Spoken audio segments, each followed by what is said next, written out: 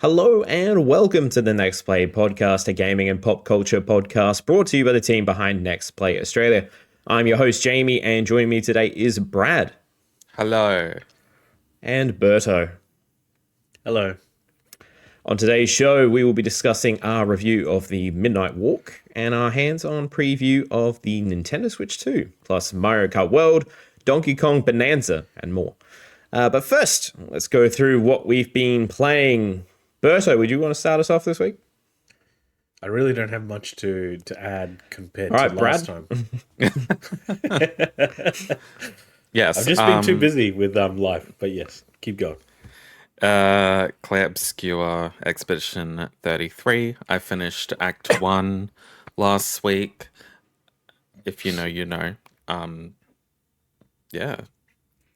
It's really good, and it's only getting better. The story is just brilliant, and the writing. It's just weird how a game of this quality was made with a team of 30 people. It's just remarkable. It's definitely my game of the year so far. And with GTA out of this year, I will be surprised if anything can match it. Unless they somehow drop a Final Fantasy IX remake or a Final Fantasy X remake or something. Which, they've both been rumored over the years. I think that 9 has been rumored the most because it's its 25th anniversary this year, I think. Sounds which right. is a big milestone. That's, I think, in the middle of the year sometime. So we'll probably get as just a new artwork or something and nothing else, but they love doing that. Otherwise, I did play the Midnight Walk, which I will be talking about later, and obviously all the Switch 2 stuff, which I will also be talking about later. But yeah, that is it. Yeah, following the podcast last week, when you guys were talking about the second batch of physical releases being available, I pre-ordered my physical copy, which I think is late May. It comes up for Clay Obscure.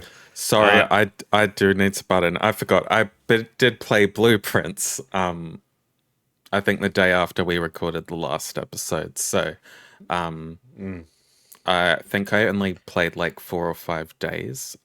But I can definitely tell why people are so obsessed with it and how much replayability it has and how you can probably play for dozens and dozens of hours and probably get nowhere, which is how I felt like I was going down that path. I think it was like the second or third day I was like, oh my god, I might actually get this, and then I was like, no, the game had other plans. Yeah, the RNG has got me a few times. That's one of the things I've been playing. I'll start with that. Blueprints. As I said before the podcast, I think I'm about 6 days, 7 days. And I've only been focusing on puzzles that were sort of literally told to me that there was a puzzle there. And I think I mentioned before the podcast, it was I got spoiled slightly on one puzzle with a TikTok. And it's just made me blow my mind over, maybe I'm running past so many puzzles. So I'm going to be playing that hopefully as soon as the podcast ends. The other game I went through following last week's show was Sifu. I was able to play this from start to finish. I was very intrigued from it when it was in the Amazon TV show, and I watched that episode. The whole concept of every time you die in this, you get older. And as you get older, you get stronger, but you lose some health. And basically, I played it on the easiest. I'm not going to lie. And it was still super challenging. It's like a 3D fighter where you can pick up weapons, beat the shit out of people that way. It's like Streets of Rage, but if they made it 3D, and it's incredibly challenging. There was like a homage to, I think it's Old Boy, that big corridor scene where it's just he's beating out of shit like 50 people in a one shot. He's got the hammer. Yeah. So you basically just pick up weapons and just take people out that way. It's like a whole revenge plot, and there is a good and a bad ending in the end. At first, I thought I could go for the platinum. No, I could not. I'm on easy. I was still quite difficult. So I think at launch they didn't have that mode, and it's every time you die, you go up only one age. But I think normally it's if you die once, it's 1. So you go to 26, and then if you die twice, Now you're going up 2, and it's just like once you go to like 70 or whatever, your character's just you have to start again.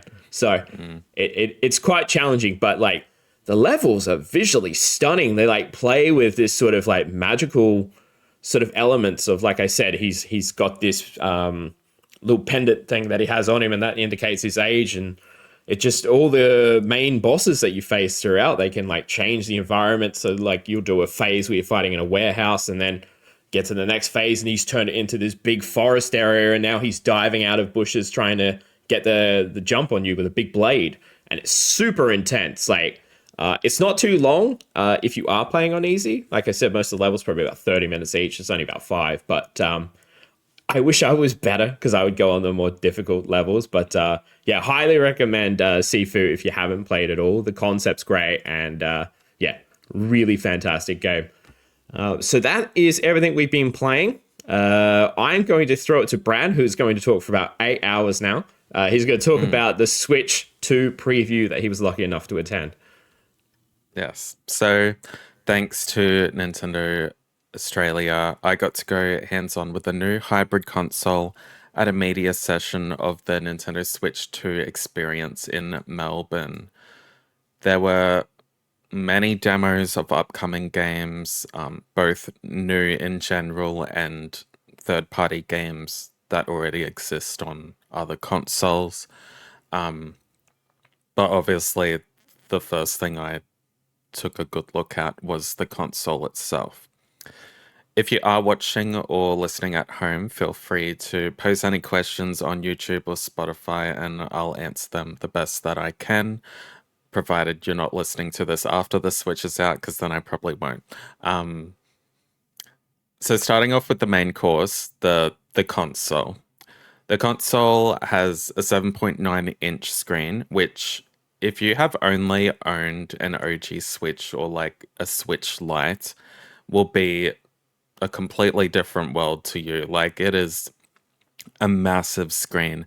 Even as someone that's owned an OLED since they were a thing, I was shocked at how much bigger the screen was. Like, I knew it was bigger, but like, yeah, it still surprised me somehow. I think that it actually doesn't have an OLED screen. The Switch 2 only has an LCD screen. However, you would struggle to tell that it isn't an OLED, because compared to the OG Switch, it's much brighter and more capable of delivering more vivid images. So I wasn't missing my OLED, and I don't see myself missing my OLED Switch once I get my Switch 2. Like, I wasn't able to like compare them, obviously, but I've seen comparative images online, and yes, the OLED is slightly brighter, but it's almost night and day, the LCD screen on the Switch 2 and the screens on the OG Switch. It's, yeah, amazing. Like, I guess I was a bit bummed when they said the Switch 2 wasn't going to have an OLED screen, but now I'm not really fussed on that. And I mean, I probably will. If they do release an OLED version, I'll probably get it. But I don't think they need to rush to get an OLED version out. So in terms of how I played the games, every game I played was docked, like played on a TV, except for one session of Mario Kart World and the Nintendo Switch 2 Welcome Tour demo, which I'll talk about each separately soon.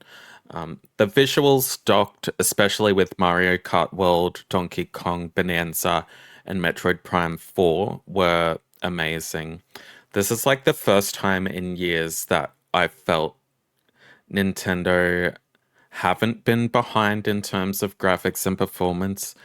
At a technical level, like, yes, they still aren't fully there, but the gap is much narrower. And with the majority of Nintendo's first party games, you don't really need the power of a PS5 Pro, like, really. Not with the graphical styles they use. The new Joy-Cons attach magnetically and snap into place. I see one of the most asked questions regarding these new Joy-Cons are, do they feel flimsy because they're only magnetic? And the answer is no.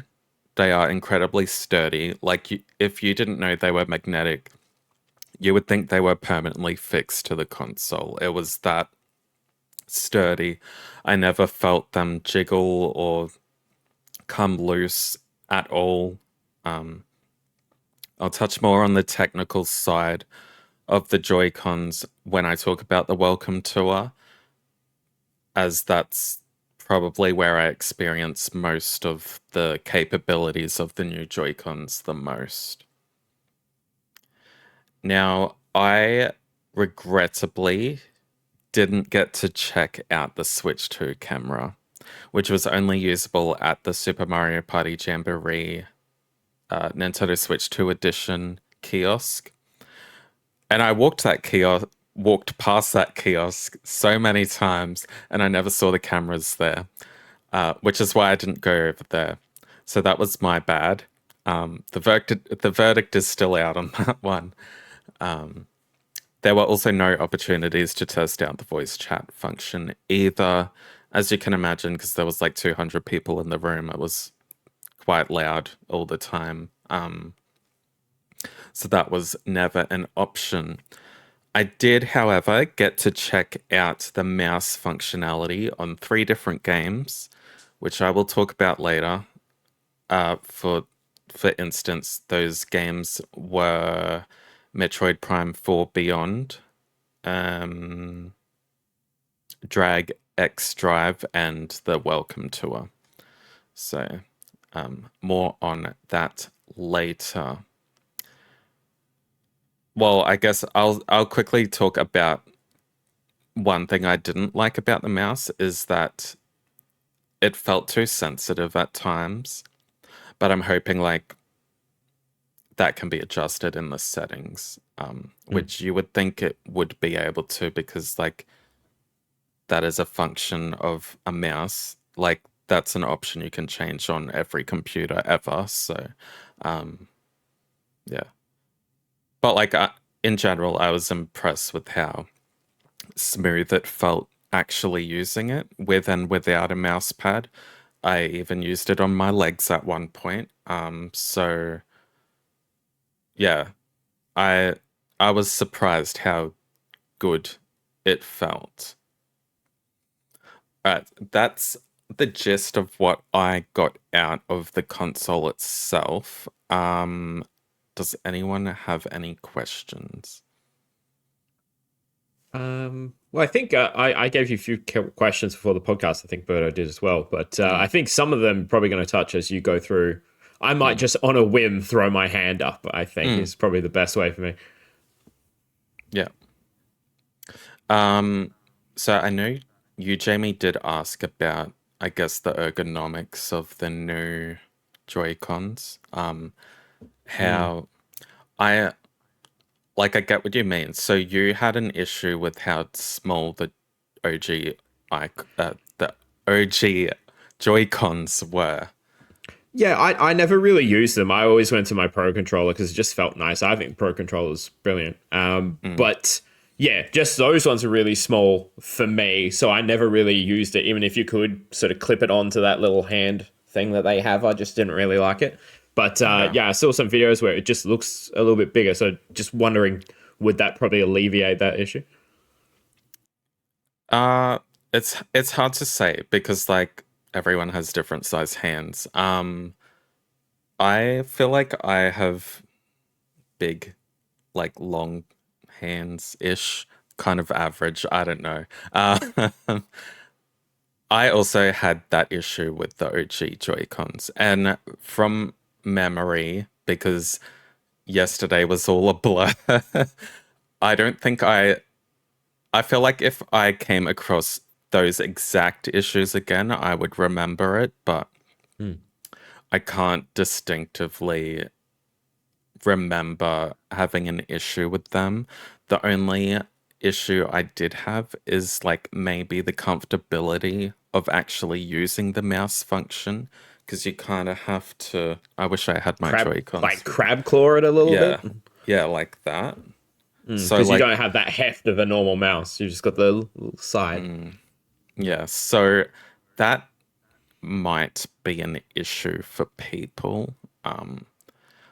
But if you're just holding them normally, I feel like they do feel better because they are bigger. Yeah, they are bigger. So, yeah, it's hard. Like, it'll be different for everyone. Like, I know people absolutely love Joy-Cons because they're just the perfect size for them. I'm just gonna go through your questions just to see if there's any general Switch ones. Better, you asked what my biggest surprise of the Switch 2 was. Yeah. I guess I also thought of another one that I'll ask after that's you all right. answer these ones. So I feel like it's hard because I wish I got more time with the handheld mode, because as I said, I only used it like twice, and that was for like a few minutes. But probably well, I don't know. It wasn't like a surprise. It was a surprise, but like, yeah, it. I feel like this is gonna sound not bad, but like, I feel like it was everything I expected it to be. In a way, like just a more powerful Switch. Like, it's not that different from a Switch. It's just more powerful. I mean, I guess a big surprise was how sturdy the Joy-Cons felt. I Yeah, it'll be nice not having to like slide the Joy-Cons on that railing thing that the OG has. Yeah, and like as I said, the screen and the display quality of it was fantastic as well. Most disappointing part of the Switch 2, I don't think I had one, but I feel like if I did test the camera out, it might be that. Although I did hear from people that did play Jamboree that the mini games they added with like the camera in use did remind them a lot of iToy, which could actually be really fun. Because iToy was great. Like, I loved the iToy. The amount of hours I played with my siblings playing the iToy was brilliant. Yeah, that that I think. You also asked, do you think the upgrade is worth the price point? I think so. I do. Considering the PS5 and Xbox just both went up in price, definitely. Like, you have to think about like the OLED. I'm pretty sure is $450 to $500. So you're paying like what, $200 for more powerful hardware, bigger screen, better looking games. Yes, the games cost more, but they look better, so why wouldn't they? Yeah. And will this console be the biggest launch as some industry people believe it to be? That is hard. I feel like if there wasn't a cost of living crisis, maybe, but I feel like that might impact it. I think it will sell very well, and I feel like the pre-order numbers right now seem to sell well, and I think I saw an article saying that Nintendo thinks they'll push 15 million in the first week. I don't know what time span that was, but I think it has potential to. It just depends if people want to pay that money for it. Yeah, I think the cost of living crisis and just everyone struggling to just afford like basic things, that's gonna be a big factor in it. Did you have another question, Berto? Yeah, it just occurred to me as you were talking. You mentioned that you were in was it like a room or like a convention hall or something like that. Yeah. So, And you said mm, there were like 200 people, so really loud.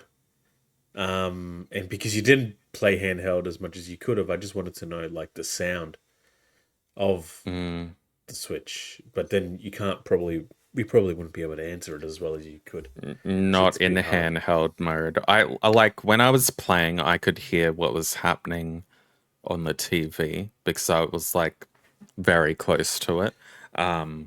Yeah. But I can't comment on the sound of the handheld, though I'm pretty sure Nintendo have said it's louder and more clear or something. Yeah, they did. But yeah, that is yet to be seen. I guess I might just touch on the like experience um as a whole, like how it was set out. So Mm. the there was like we got in got our wristband, was in like a waiting room lobby where there was like Switch consoles behind like a glass box, like display cases, plus all the peripherals and all that. And then when it was time to actually go into the experience, the first room was like a closed off room that probably had probably like 40 stations, all of just Mario Kart World, like down rows. We got to pair up, play a few games of Mario Kart before we moved into like the main staging exhibition area. First thing right in front of you was Big Donkey Kong Bonanza, which was great. I forgot to say the Mario Kart thing at the start was just like a Grand Prix session. It wasn't the knockout rumble. That was in the main hall. So yeah, Bonanza right in front of you. Next to that, Super Mario Party Jamboree. Next to that was a very small welcome tour station, and behind that was like a GameCube station, which had the GameCube controller. Plus, it had like Wind Waker and whatever other GameCube games were coming to Switch 2. Next to that, right in the corner, was Drag X Drive, which is like that wheelchair Paralympic basketball game. Hmm. And then on the other side, it was like Metroid Prime in a very hidden corner, which I didn't see until like right at the end, was Cyberpunk 2077 and Yakuza 0 remastered in a little cordoned off room. Um, Literally, it was just like a room with a big black curtain covering it up, and there was like two signs that just said Cyberpunk and Yakuza, and I was like, are they showing it? Why is it all hidden off? It's weird. Hmm. It is. And then like right in the middle was Tears of the Kingdom and Breath of the Wild Switch 2 editions and the Kirby game, which I forgot what that was called. And then the last thing was a big Mario Kart knockout tour area where there was 24 Switch 2s set up, all connected with knockout, and yeah, everyone played against each other. There was an MC there as well who was like commentating all of that. He was at Nintendo Live Sydney last year. I know his name, but I think his name's Mike. I will fact check that whenever I stop talking. But yeah, he did a great job. He did a great job last year at Nintendo Live. But yeah, so that was basically like the layout. I don't think and yeah, every station had a Nintendo employee there. So I would easily say there was like 100 Nintendo employees, all dressed in those red shirts. It was very cool. All right. I'm just gonna have a drink and then we'll start with Mario Kart World. All right, quick question. Did you win knockout? I got close. I will share that in a moment. I got close. Your first or your last? Literally, yeah. The first time I played, I ate shit, and then the second time, I almost won. All right. So, Mario Kart World. So, this was definitely my highlight of the experience, and the one I'm probably going to talk about the most, and that is, yeah, Mario Kart World. The experience, as I said, the experience started in that first room where we sat down to play Mario Kart World's Grand Prix mode. And I was paired up with the lovely Renee from Quillbert.com. Shout out to Renee and shout out to Quillbert.com, our friends over there. It was nice to see a familiar face there. The Grand Prix mode works similarly to previous games in the fact that there are 4 maps for each cup. However, this time they are all seamlessly connected to each other. And I use the word seamlessly with no generosity. There were times when we started the next track and I didn't even notice right away. Like I was like, oh, it changed. It was, yeah, they've done a really good job just joining the tracks together. It'll be interesting to see, like, I know Rainbow Road is like an unlockable map at some point. It'll be interesting to see how they, like, I don't know, if it goes from like Moo Moo Meadows to Rainbow Road, like how are they gonna do that? It's gonna be strange. So yeah, it feels like one long track, but there's still so much distinction between all of the tracks in each cup. And there's 24 races, which you can imagine just brings total chaos to each race. And it does, but it didn't feel like too much. Yes, there were times where there were like 16 races all bunched up together on the screen, but a few bombs and shells and boomerangs can disperse that very quickly. And I noticed no frame rate drops or performance issues in those instances either. When there's a lot going on the screen, it still runs very smoothly. There's no performance loss there. The roster is massive. I went with my mains, Yoshi and Rosalina, with a muck bike. But you absolutely know, yes, Jamie and Birdo, I did play as Cow for a few races. I know that was like your burning question. I thought you were going to say you play as Waluigi, but yeah, Cow's all right. So, no, Waluigi is not good. What did you say, Birdo? It's amazing. The Cow, when you played as the Cow, were they your best races? They your best laps? No. It was Rosalina. Well, Rosalina was my worst race and my best race. Yeah, so there are a few new items I wanted to shout out. The hammer, which throws hammers. It's kind of like Arc throws them, and then there's a line of like 5 hammers after it drops. Very cool. Got to hit a few people with those. The Mega Mushroom, which I hate because everyone kept squishing me, and that's how I kept falling. That's basically how I got knocked out in that bad knockout tour, was someone squishing me, and then I literally fell to the end of the race. And the feather, which if you don't know, kind of just like bounces you really high. You can avoid other things on the course. I think you can avoid blue shells with them, but don't quote me on that.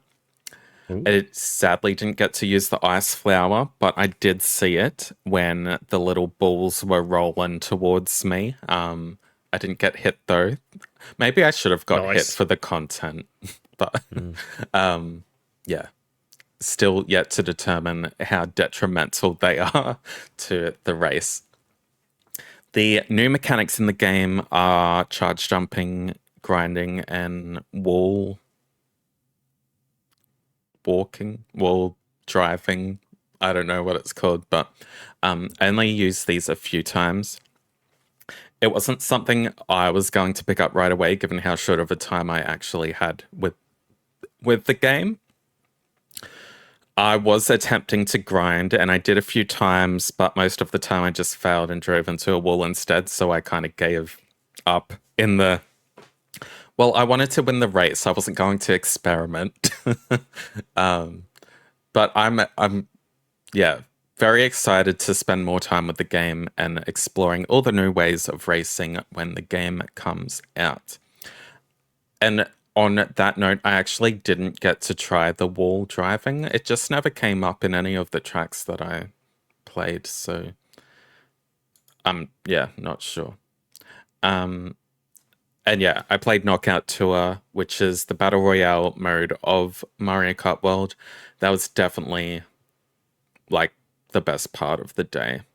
It is so chaotic and fun, and as the name of the mode suggests, the track is split up with 5 checkpoints. Checkpoint 1, you need to cross the line in the top 20. Then it goes down to 16 for the next checkpoint, then 12, then 8, and then finally 4 to battle it out at the finish line. I keep using the word chaos, and like that's just because it's the best word to describe it. For example, like the first time I played Knockout Tour, and yeah, I kept going back for it because I genuinely was having the most fun doing that. In the first round, so in like the first round of that first time, I was comfortably sitting in the top 4 until I got blue shelled, and then I ended up I kept getting hit over and over again. And then I got knocked out because I was 17th when I should have been in the top 16 players. So that definitely humbled me greatly as someone that I consider myself like a really good Mario Kart player. Like, I'm so good. Oh, another thing just quickly. They had the assist controls on by default and you couldn't turn them off in the demo. You know, the thing that kind of like keeps you on the course. Driving aids, That's sort of annoying. thing. Yeah. That's so annoying. I don't like that. Like, obviously, you can toggle it in the full game, but I feel like it was just on permanently in these demos, so players wouldn't get frustrated if they weren't good at a Mario Kart game. I don't know. But, like, in these types of things, Nintendo want you to experience the game the way they want you to. Like, there's no use changing settings 100 times because then they'd have to reset it for the next person, which, like, I understand. The second time I played Knockout Tour, I was first until the last round where I got blue shelled just short of the finish line. Like, I could see the finish line. I was like, yes, I'm gonna win. Like, everyone's gonna watch me win. I'm just gonna be so cool. And then I got blue shelled. And then I came third. So, I mean, it was still a bit of a redemption, but heartbreaking not to take the trophy home. There wasn't actually a trophy, but yeah, good bragging rights that would have been. And lastly, free roam wasn't available to play at the experience, which sucks because I feel like that's the component that feels like kind of the most unknown at this point. Like, we know about it, but like, I really wish I could have like dipped my toes into that. But like, I'm very optimistic about the game and can't wait to explore the full game in a few weeks' time. Any questions about Mario Kart? I think my main questions were going to be about the open world. So kind of sucks you weren't able to touch on that because I had seen some of the treehouse footage, and definitely looks like there's like little either side missions or little questy things that you can do to unlock characters. Did you happen to? Well, no, that's open world question as well. It sounds like the knockout tour is going to be if it online it works and there's no big issues. I think that's my main concern with some of the Nintendo Online features. If it all works and runs, I feel like that's where I could be getting my most money's worth out of the game. Yeah. Berto, do you have any questions? Does it feel as good as the old Mario Karts? Like it feels fun still, frenetic? It it feels like Mario Kart 8. Like, which is a good thing. Like, Mario Kart 8 is probably the best Mario Kart. Well, it is the best Mario Kart game. Obviously, it looks and performs like better. But even then, Mario Kart 8 did that as well, even on the Switch. But Yeah. I feel like if I put it like side by side, you'd notice how like how much better world looks. Yeah. I feel like this. It depends what they do with DLC, but I feel like this could beat out Mario Kart 8 as the best Mario Kart. Yeah. I feel like they put a lot of like longevity into Mario Kart 8, like doing the booster course passes and all the DLCs and all that. At which like you would think Mario Kart World would do, like they'd do the same for this game too. Because I feel like we'll have the Switch 2 at least for another 6 to 8 years, depending what happens with the console. But yeah, I can see this one. If not beating Mario Kart 8, it would be up there with it. Any last questions about Mario Kart? No, I think I'm good. Cool. So yeah, Mario Kart World is out exclusively on Nintendo Switch 2 on June 5th, which is the same day as the console comes out. Next up, also I'm doing these in like the order that I liked them in. So like Mario Kart was my favorite game, and this next one is my next favorite. So the next game I got to play a small portion of Donkey Kong Bananza, which is what many previews are saying are akin to Super Mario Odyssey. Now, I didn't get that from my playthrough, but I feel like other hands-on previews might have had like a different part of the game, because I've seen previews where they talk about like side-scrolling levels as well. But what we played in like in the Melbourne experience seemed a bit more closed off from a bigger sprawling world. Like we only got to really visit like one area, to be honest. Like it was probably the smallest demo out of like the bigger games. But enough of what I didn't play. Let's talk about what I did play.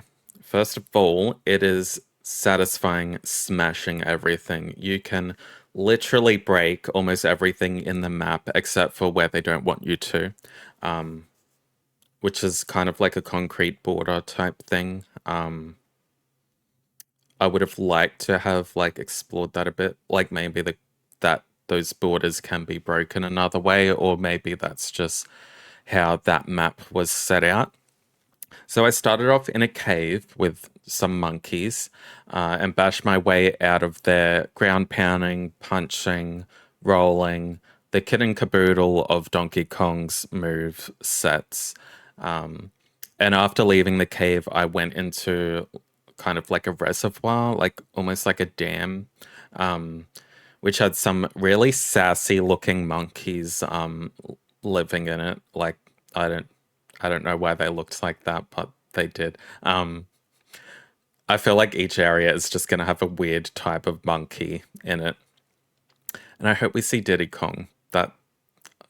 Yeah, I didn't see Diddy Kong. I did see the little purple companion on Donkey Kong's back, but I don't think I used him at all. So, the area, yeah, so this new area was filled with like pieces of glowing clay, which can be used to destroy walls that Donkey Kong can't break by himself. And you can pick up pieces of the clay, you can surf on them, throw them at enemies, and yeah, destroy other stuff. But I guess probably one of the coolest things about what Donkey Kong can do is almost no matter where you're standing, you can just hold like, I think it was like the right trigger, and he just pulls stone up from the ground, like no matter what. So he can do that, and he can like use it as an item to like throw at flying enemies or just enemies in general. The world, well, from what I played, it felt like the world was like really interactive. Like you could smash everything that you could, yeah, I don't know. I haven't played Odyssey for like a long time, so like I can't remember. I didn't play all of Odyssey. I can't even remember how many hours I played of it. But that feels like so long ago now. But yeah, I kind of wish I saw more of this game, especially with like where the Odyssey comparisons are coming from. Um, but I am like really excited for this. Like I enjoyed the demo I played. And I'm kind of glad this isn't coming on launch day because then I'd have to like argue with myself which to play first, this or Mario Kart. Um, yeah. Any questions about Donkey Kong? How long was the demo you played?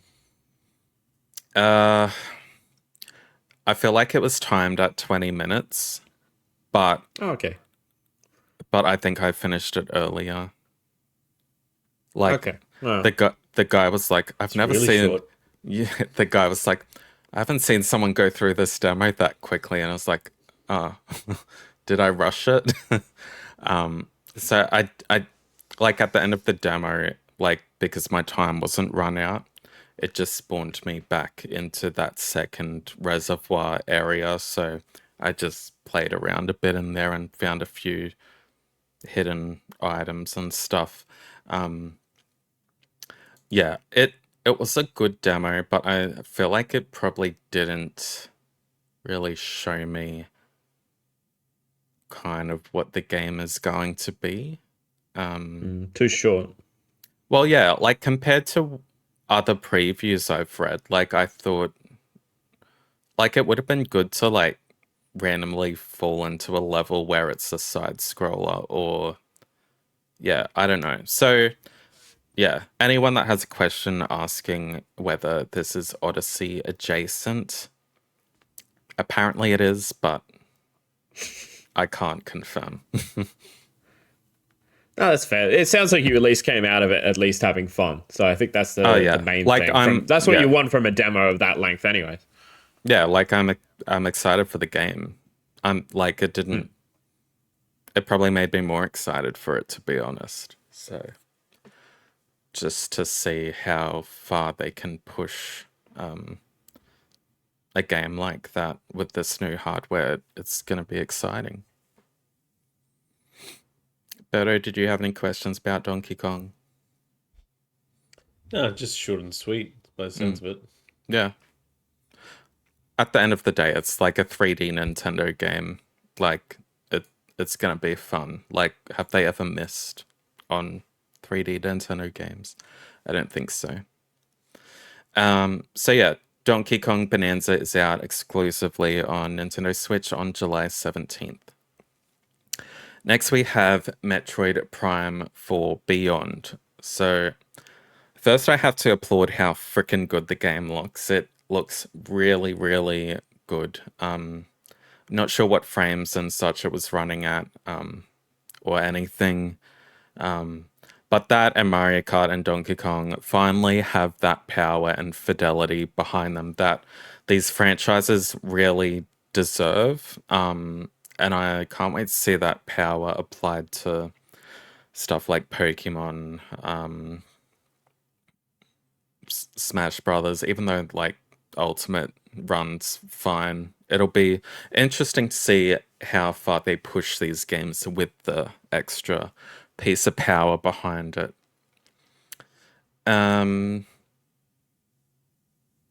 But yeah, I've said it before, I haven't played much of the first-person Metroid games. I'm a Metroid side-scroller fan through and through, loved Dread, loved, I think it was Metroid Fusion on the Game Boy Advance. Yep. Brilliant games, love it. So I wasn't sure how I was going to enjoy this because I think I did play a bit of Metroid Prime Remastered and I couldn't get into it. I don't know. I just don't think it's for me. But I did enjoy this demo. I got to play about, yeah, again, 20 minutes of it, traveling through an area that was being attacked by aliens. Didn't fully grasp the story as the cutscenes were going to eat into that 20 minutes. So the guy at the kiosk was like, "Oh, you might want to skip them, otherwise you probably won't get to like the boss fight at the end." And I was like, "Yeah, okay." I did watch like the first cutscene, and the cutscene looked great. So if anyone wanted to know that, yes, the cutscenes look great. So this game used the mouse function, and just because I feel like some people might be questioning this, I am left-handed, so. But I feel like most left-handers use their right hand for a mouse anyway, so it's not really that big of a deal. But I'm sure there will be options to choose which Joy-Con you want to use as the mouse. Don't quote me on that, but like it would be. I feel like Nintendo have always like added dexterity options in games. Like I think Skyward Sword had on the Wii had an option where you could have the sword in your left hand or something. Don't quote me on that, but Yeah, that's right. yeah. Yeah, So, you're right. I'd be surprised if they didn't have that sort of option.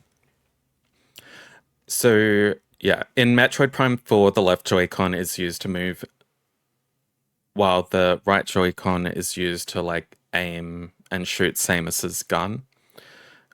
I will admit I struggled to aim properly because I'm a controller guy. Even when I play on my PC, I use a controller, and I've never been proficient in a mouse and keyboard ever. But thankfully, there is a lock-on button, so that did make it a bit easier. It doesn't like fully lock onto it, but it kind of gives you a general area of where to shoot. But yeah, if you don't want to use the mouse function, you can use both Joy-Cons normally, which is probably what I will be doing if I end up grabbing this game. But yeah, back to the mouse sensitivity. I really do hope there's an option for this mouse because at times I felt like I was moving Samus's arm or her gun a bit too erratically for like what I was meaning to do, and it made aiming a little difficult, especially in the boss battle. But yeah, I got to use like a variety of Samus's like pretty standard gadgets, like her gun, rockets, and turning into a morph ball, which all felt and looked great.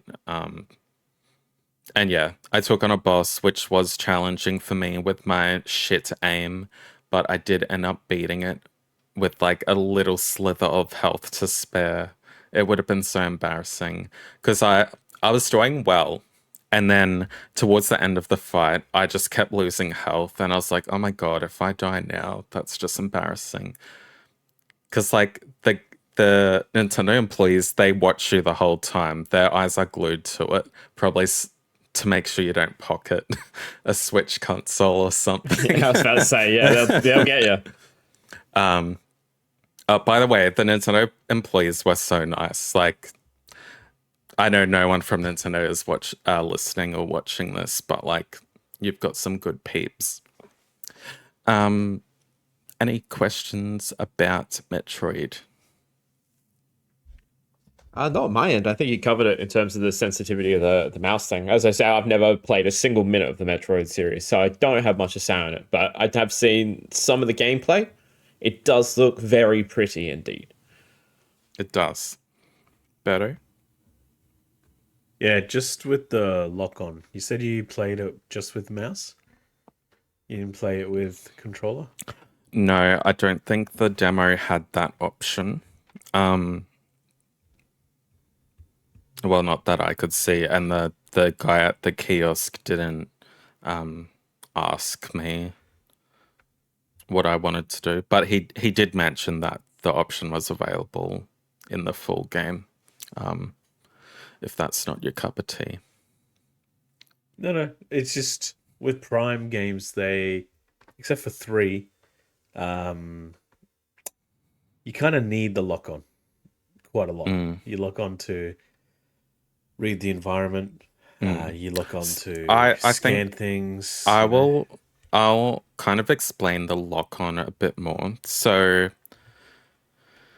from memory, the lock-on button was like, so you're holding the right Joy-Con like a mouse, and it's the top, I think, the right tab.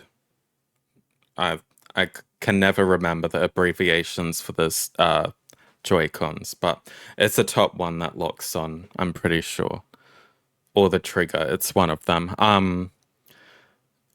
And like for like opening doors and like scanning stuff, the lock-on, it just snaps straight onto it, that's fine.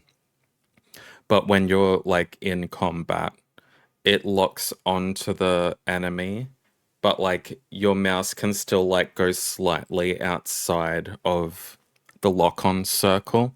So you still need to aim. It's not like aimbot where like you just hold the trigger and shoot straight away. Like you still need to aim. Yeah. Okay, that makes more sense. That might be different for the like if you were just using the Joy-Cons standard. Like yeah, as I said, I haven't really played the other ones, so I don't know. Did does it sound like that was how Metroid Prime Remastered was? I have remastered. I didn't play it. Okay. Yeah. With Prime though, it was you lock on and you just spam like crazy to. I mean, that's what I did. But you look onto different. You look on different, like with the bosses are huge, right? Yeah. Some enemies are huge. Yeah. So you can look onto different aspects of things. For the weak points. Yeah. Yeah. That's what this boss had. It had I think it had like 6 weak points, and every so often they were guarded by shields, and you'd have to aim at the right one that wasn't shielded, which should take quite a while. Like I was scared the demo was going to time me out before I finished it. But yeah, that boss fight had everything. Like it would like project like, I don't know, like walls of energy that like would hurt you if you touched it. And like sometimes you'd have to like double jump over it, or sometimes you'd have to get into the ball to avoid it. Like it was asking a lot from me, and I'm really surprised I was able to beat the boss. That's good. Jamie, I don't think, have you ever played a Metroid game? Nope. Not a single minute. Cool. Yeah, so you probably don't have any good questions. No, to be honest, it was mostly I was going to ask about the cursor. But you've covered that quite a lot. The boss sounds fun. Like I said, it from the gameplay I have seen online, it looks pretty, and obviously, seeing it in person probably would have even looked a little bit better. So this is one of those that I'd love to try out. It's one of those series that I've just never got to. That's all. Yeah, the Prime series is amazing. You have to do it. Get that. I'm just not a fan of the first person ones. I love Dread. Dread was great. They need to make another one of those. They should. Super They Metroid should. is still amazing on the SNES. Yeah. So I feel like I don't know if I spoke how highly I really like was impressed by how the mouse function works in this game. Like, if I feel like if you were like a PC player or someone that is comfortable using a mouse and keyboard normally, you would absolutely be frothing this. Like, it, I was surprised at how well it worked. I know I had sensitivity issues, but um, yeah, it still felt really good to use regardless. I think I've got two questions for the mouse functionality. One, you said you used it on your thigh or leg at some point. Well, my pants, How? not my bare Well, skin. But just all up here. yeah. How did it control on that? Because, like I said, sometimes, I rarely game at a desk or at a table. I usually like to sit down on my couch. Do you think it will be viable from what you were able to experience? I think I'll talk about the legs or the pants a bit later. But In the basketball game? yeah, that's the only time I used it there. But Metroid Prime had like a desk mat thing. But Nintendo Switch 2 Welcome Tour, it was just on the desk. And they worked fine both ways. Like, at first I was, because I saw at the treehouse that a lot of the stations with the mouse functionality had like mouse pads and stuff. And I was like, well, if that's really needed, why aren't they selling like a mouse pad to buy as well? But after using the mouses, you probably don't need it.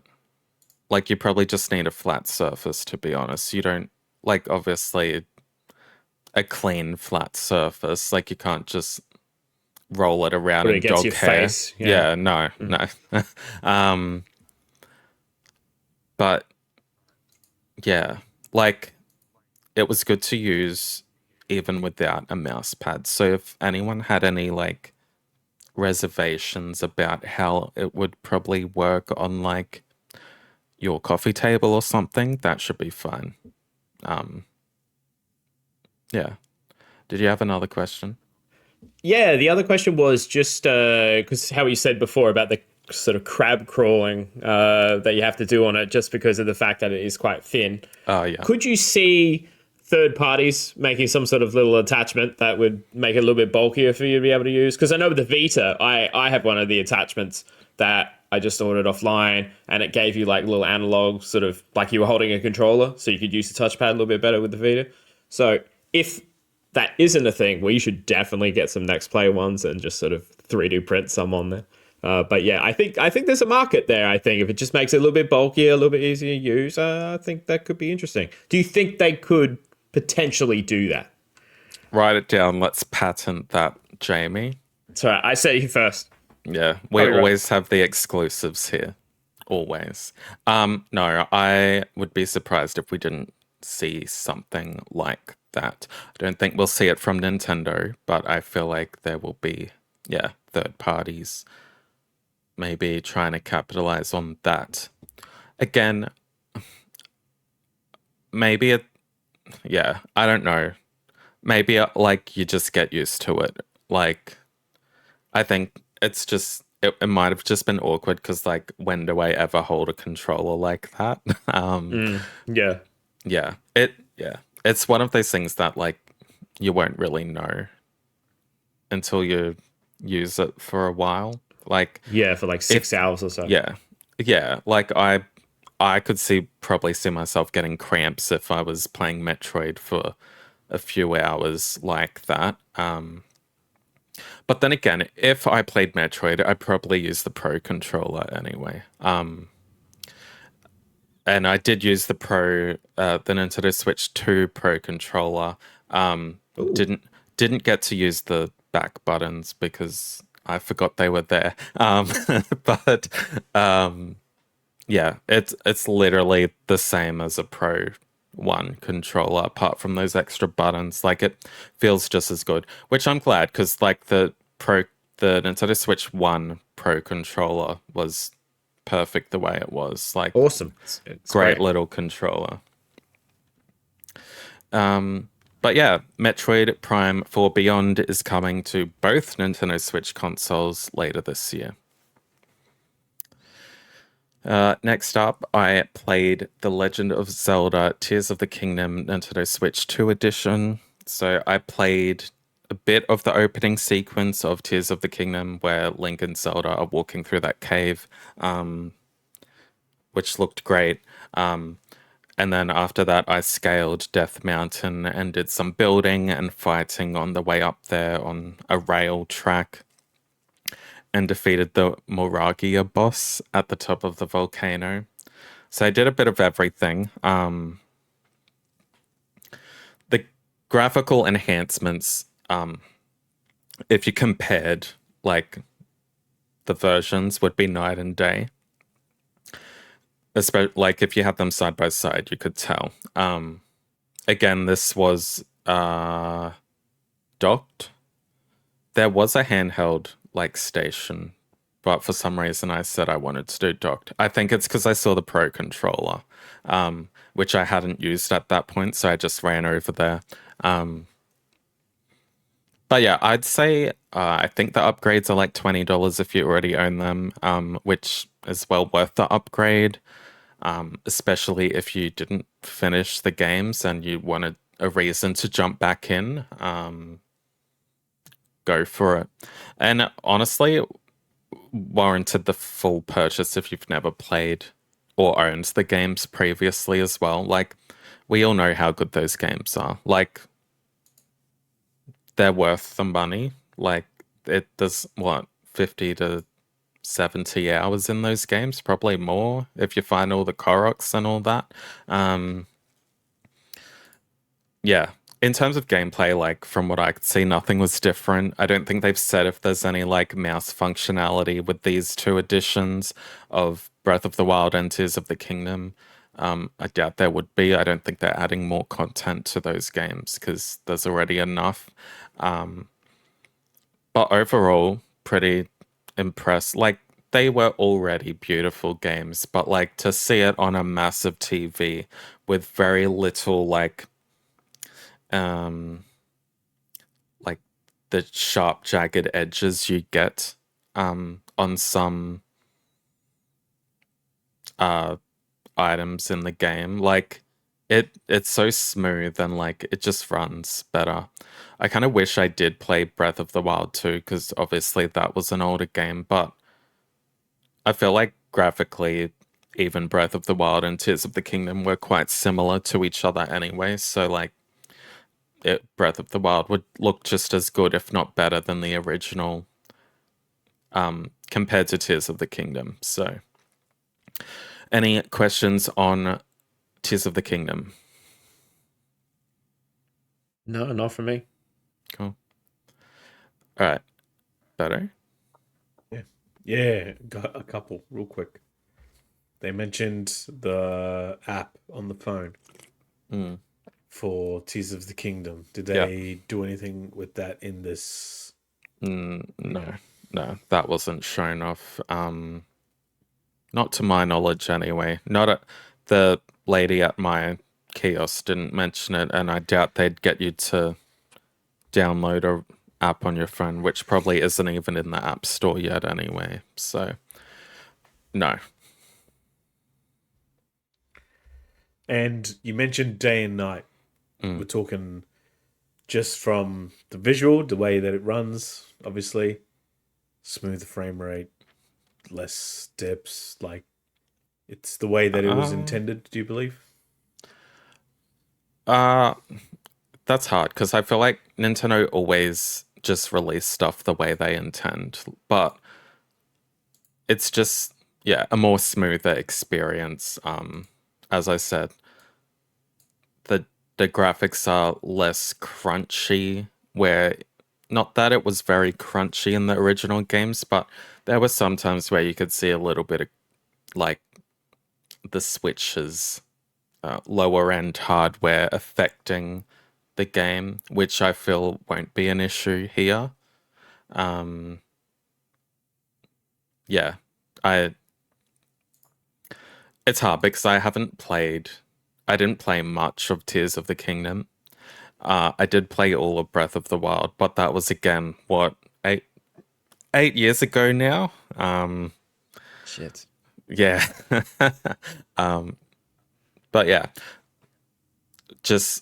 I mean, it's not like I was comparing them in real life with the OG versions, but like from memory standpoint, that, you know how like you revisit an old game and you're like, damn, I thought it looked better than this.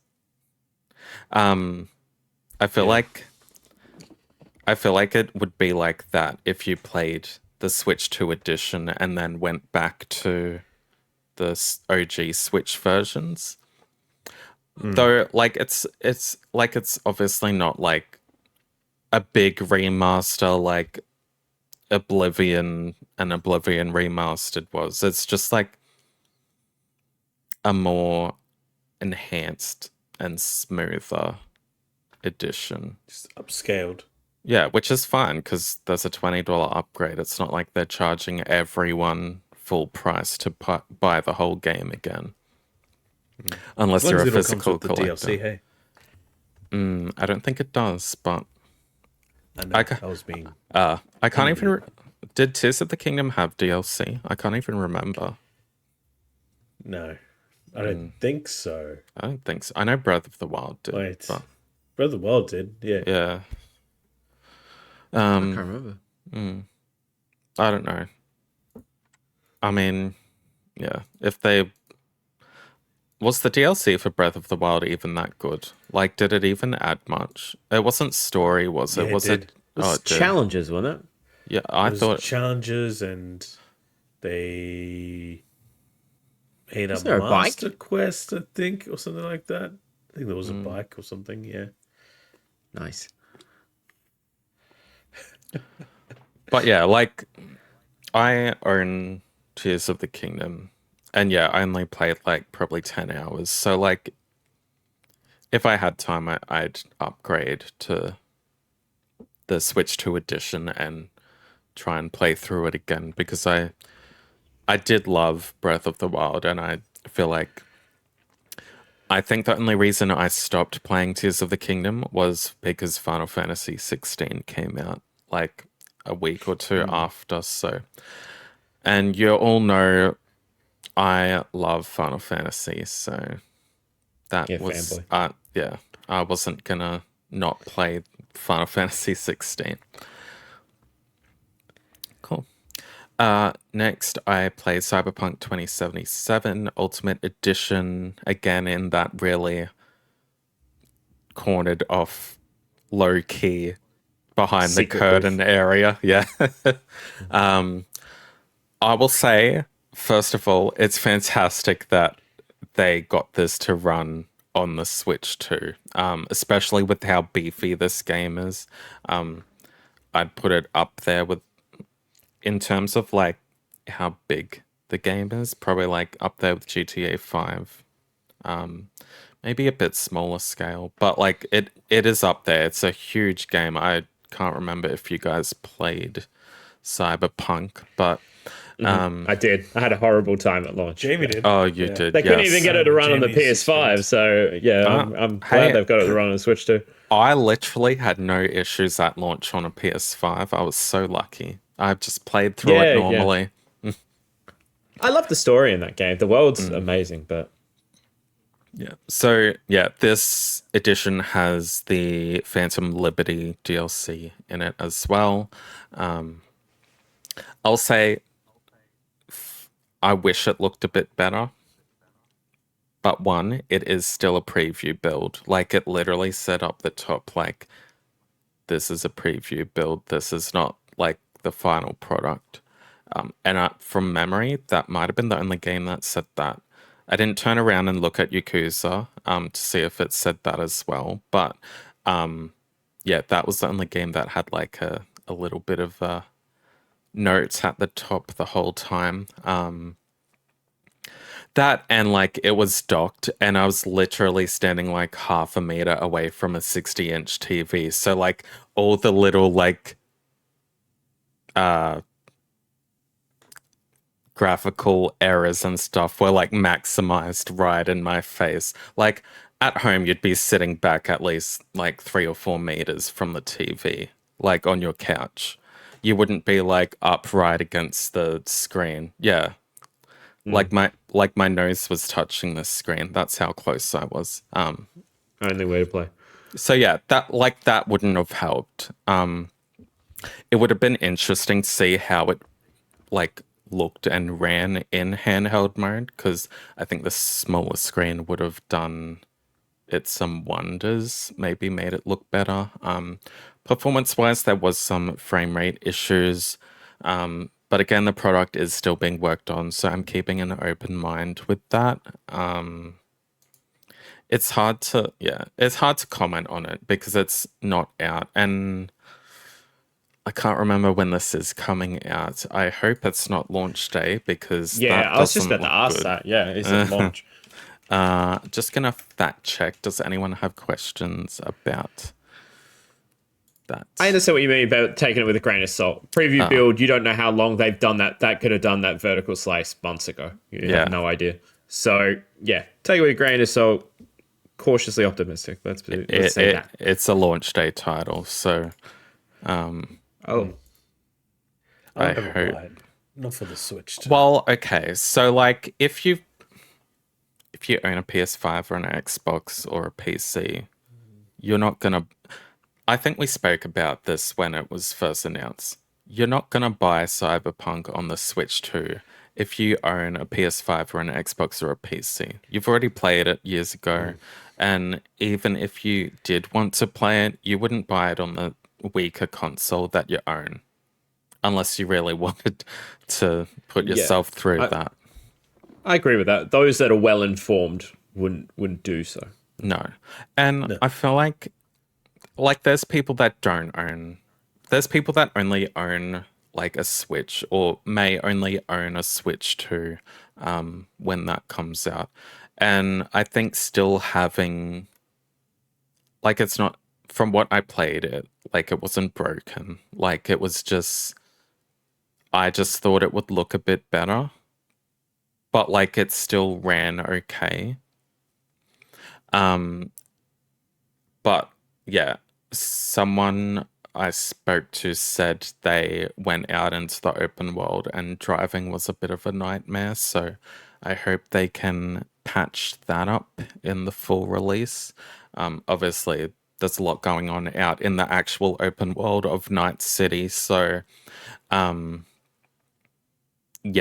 it's. I mean, we will see, won't we? What the reception for that is. I won't be playing it though, I can tell you that. Next was Drag X Drive, which, yeah, again, is this almost like a Paralympic basketball game. You're in wheelchairs, and this is where I used the mouse on my pants, which was also embarrassing because I then looked around and no one else was doing that. They were all using the desk. So I was like, oh. In my defense, at the start of the demo, it was like, use the table or use your legs. And I was like, well, I feel like if I use my legs, it would feel more like I'm in a wheelchair, rather than up on the desk, which was like, the desk was quite high. So, yeah, I guess. I love how your logic behind that. I love that. Like it was like I feel like it would make sense. Yeah. To me, like on your legs would be more how it was meant to be played. But yeah, I don't know. This was an interesting one. So if you don't know what it is, it's like, well, I haven't looked too much into like the full game, like the trailers or anything, apart from what we watched in the direct. I'm just concerned who this game is for, because like it's a 3v3 mode and you're shooting hoops in a basketball. Like, is that it? Like, how are they going to vary that? It, yeah. I feel like this is going to be like the next ARMS, where it just dies and everyone forgets about it. But yeah, I kind of wished they ditched this and released Splatoon 4 instead, because I feel like that would have drawn more people in. I don't think anyone's really excited for this game. Like, I had fun playing it, but my arms were tired. Because you literally can't move unless you do the mouse thing. And like, it's kind of a fast-paced game. Like, you need to get to the ball the quickest, otherwise the other team will get it. And if your team has the ball, you have 15 seconds to like get the shot in, otherwise it goes straight to the other team. So yeah, I think there's going to be a skill barrier too, because it is hard to move. Like it's kind of like rowing in video games. Like it's hard if you can't get like rowing in a video game, like it's just you're not going to have a great time. So like I can't imagine a kid playing this, for instance, trying to steer where they're going. Because, like, if you just, like, use your left Joy-Con, you turn right. And if you just use your right Joy-Con, you turn left.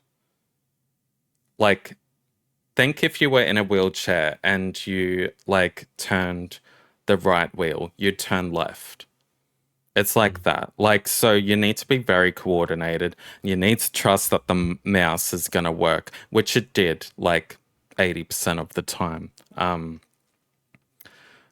There's definitely going to be a skill barrier here. I haven't looked up to see how much this is costing. So if anyone wants to vamp while I look this up, I will have a look. I do have a quick question. I'm assuming the answer is going to be no, but because the whole thing is the gimmick of using the mouse controller. There's no alternative control scheme, is there? Like, if you just want to play it. I don't think so.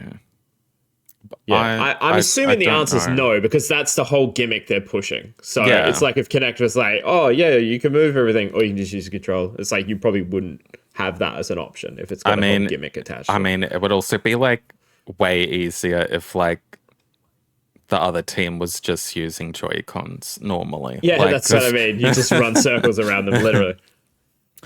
I cannot see. Like, yeah, there's no price from what I can see.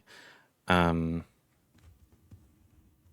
no price. It's out this winter, I believe. Winter for us.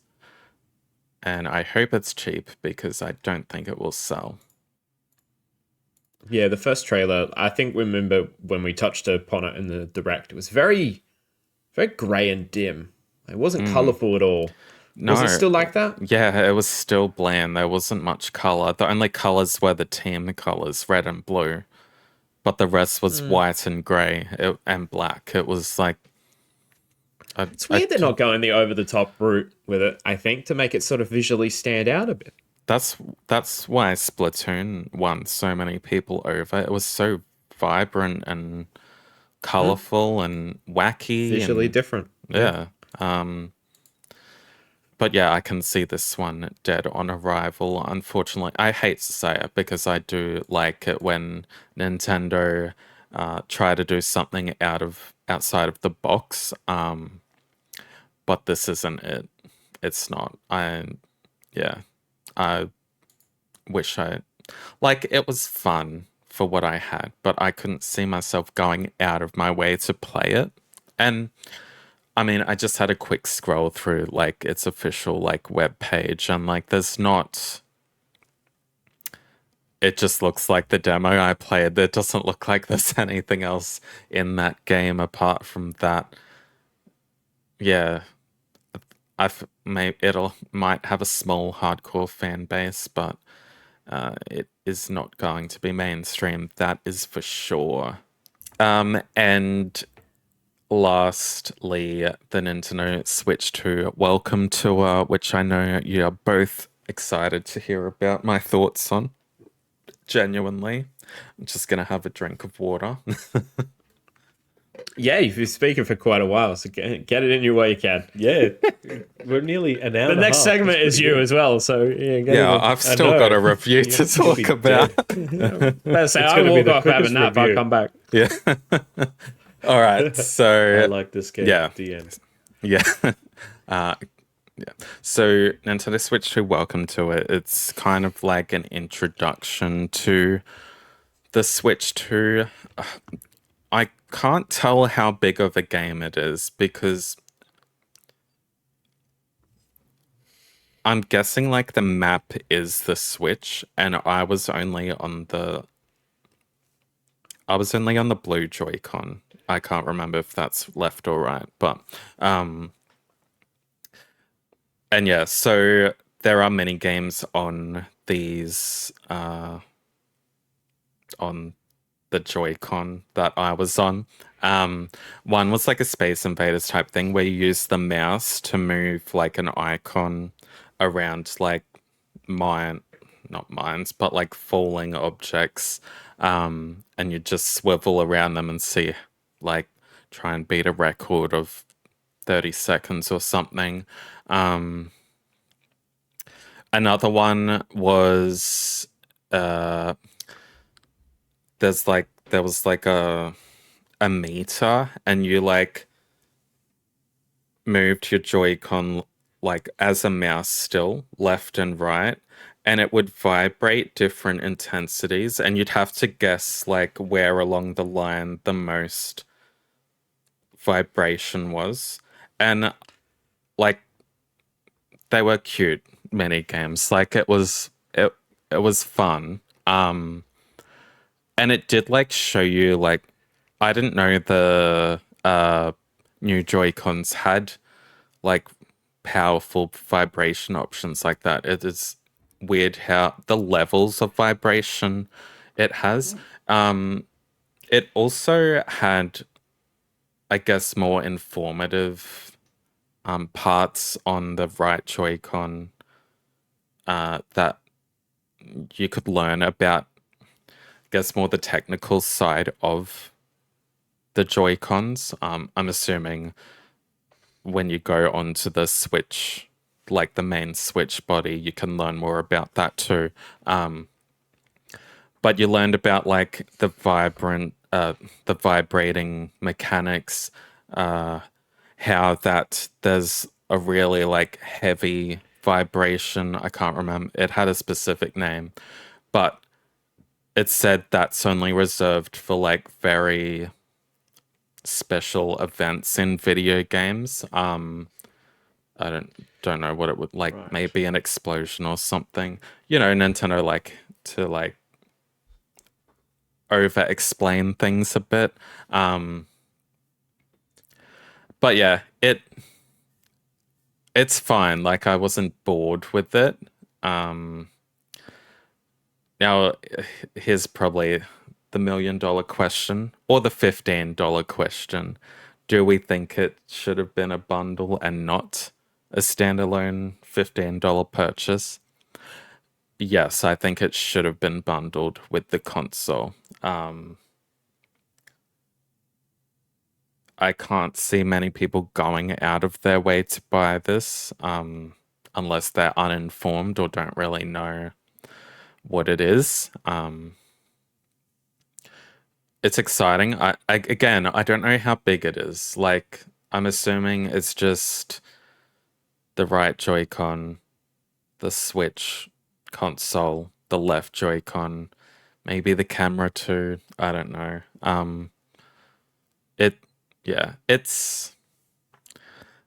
It's a hard one. Like it's not boring or like a bad game, but like it does feel like it should be a tie-in game, not its own thing. Like, yeah, I don't know. Do you have any questions? I just looked it up. It doesn't look like there's a physical edition of it. I've been adamant since we first saw it, and it looked like it was basically a tutorial of the console. Sorry. I still think it should have been a pack-in title, just because I think the Astrobot one that really showed you all the features of the controller and everything. I think that was such a fantastic way to introduce you to what the console was capable of, even though, not every developer utilizes all the features, but it was a nice tech demo, I think. And I don't know, there's nothing about from what I've seen and what you've said and what I've seen other people say that I feel justifies it being a standalone purchase, at least in my opinion. Well, like if you compare it to Astro's, what is it, Astro's Playroom? I think it was, yes. Like, yeah, that was free with the console, and it has a lovable mascot that we already knew. This, I think you just randomly walk around as a very tiny person that you don't care about. Like, it doesn't even have the personality that Astrobot's Playroom had either. Like, and like, I feel like it is fair to compare the two because they're both introducing you to these new mechanics and technical aspects of this console. Well, you make a good point with the whole mascot thing. Like, there's like something. Toad always takes you through games as like a sort of caretaker most of the time. Why couldn't you have Toad take you through the new console? You know what I mean? That way you get more people into it. Could have been a lot more fun. Spawns more games off of it. Nintendo literally have like 100 mascots they could use, and they didn't use anyone. Use the cow, like done. Straight, yeah. Literally, I would have enjoyed it way more if the cow was telling me what to do. Yeah. Beto, any thoughts on Welcome Tour? No, just exactly what Jamie said. It's insane that the company that has created the platformer, essentially, the genre, and pioneered it, and Astrobot was amazing compared to this 15 or 17 Australian dollar thing. It's insane. No one's gonna buy this, and if they do, you're wild. Honestly. Unless they come out and they're like, oh, it's a 200-hour RPG. I'm like, okay. They're waiting to shadow drop it on launch. They're like, oh, yeah, it's true. It starts off Oblivion too. as Joy-Con controllers, and it ends up with you wanting to, destroy God, just like every Japanese role-playing game. Honestly, wait and see. For $17. We will. So there were a few third-party games like Hades 2, Street Fighter 6, Yakuza 0 Remastered, and Bravely Default Flying Fairy HD, which were all available to play. But I have no experience with any of those games, so I wouldn't have had too much to comment on about those without a comparison, so I didn't play any of them. What was I going to say? Oh, yeah, it looks good. Yeah. No comparison. Sorry, Jamie. I know you're disappointed I didn't play Hades 2. You haven't played Hades? I've played part of Hades 1. And... Dude, go play Hades. Stop the show, go play Hades. Yeah, what the hell, man? I will. Sorry, I'm playing like 500 other games right now. Hades will change your life. Yeah. I think that's all I have to say about the Switch 2. Does anyone have any questions? Yeah, I know. It's been friggin' I literally spoke the whole thing. I spoke for like an hour and 15 minutes. Ugh. If you've made it this I'm not nothing. If you've made it this far, congrats. I'm not going to ask you any more questions about it because I think you've covered it. I think even you want to stop at this point. Yeah, I just want to move I on know. and keep talking. That's all I want to do. All right, yeah, about to say, yeah, if we're going to move on from the Nintendo, so the Switch is coming out. When's that coming out? The actual date? How long? June 5th. June 5th. Not long, like 3 weeks, crazy. 4 Less weeks than a away. month. Yeah, it is very, very soon. That is Holy crap, that's wackadoodle. fast. Yeah, yeah, that's nuts. Wackadoodle. What the hell? I haven't heard that before. You can. It's got the mouse. You can do all kinds of doodles on it. Well, we will have all the reviews on the website when it goes live. You'll hear Brad and probably Berto talk about the Switch nonstop once it's actually available. So now we're going to transition away from Nintendo, and we're going to hear with a fresh voice.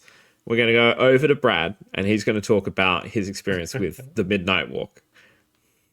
Hello. No, I'm kidding. That was my other voice, but I don't think I could do that for the whole review.